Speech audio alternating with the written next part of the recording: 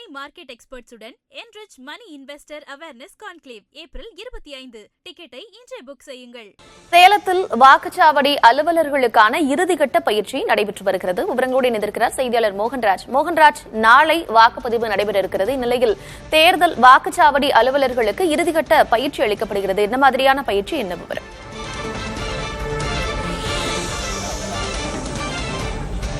கார்த்திகா, தமிழக மக்கள் மிகுந்த எதிர்பார்ப்புடன் காத்திருக்கக்கூடிய ஜனநாயக தேர்தலுக்கான வாக்குப்பதிவு நாளை காலை 7 மணிக்கு தொடங்கவிருக்கிறது. சேலம் மாவட்டத்தில் இருக்கக்கூடிய 11 சட்டமன்ற தொகுதிகளிலும் இதற்கான ஏற்பாடுகள் முழுவீச்சில் செய்யப்பட்டிருக்கின்றன. குறிப்பாக கடந்த சில நாட்களாக பரப்புரை ஒரு பக்கம் சென்று கொண்டிருந்த போதிலும் மாவட்ட நிர்வாகம் சார்பில் தேர்தல் ஆணையத்தின் அறிவுறுத்தல் படி 100% வாக்குப்பதிவை வலியுறுத்தி பல்வேறு விதமான விழிப்புணர்வு நடவடிக்கைகள் மேற்கொள்ளப்பட்டன.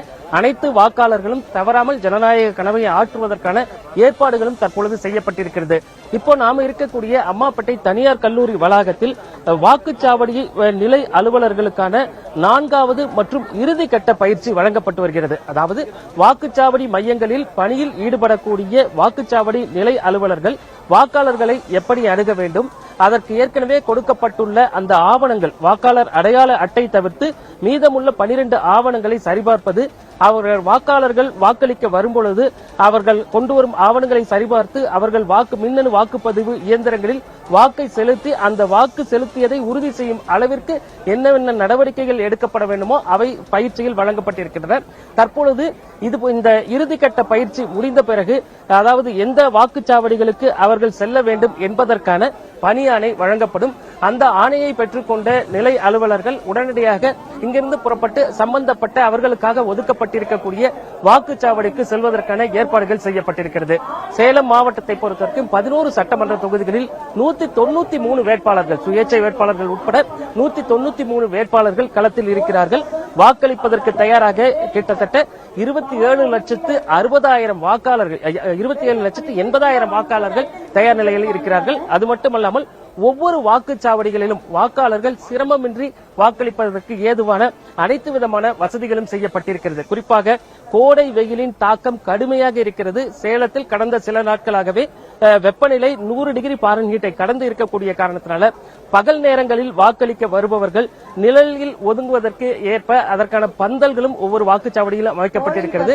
அடிப்படை தேவைகளை பொறுத்தவரை குடிநீர், கழிப்பிடம், மாற்றுத்திறனாளிகள் வந்து வாக்களிக்க ஏதுவாக சாய்தள பாதை உள்ளிட்ட வசதிகள் ஒவ்வொரு வாக்குச்சாவடிகளையும் செய்திருப்பதை மாவட்ட நிர்வாகமும் தொடர்ச்சியாக கண்காணித்து வருகிறது.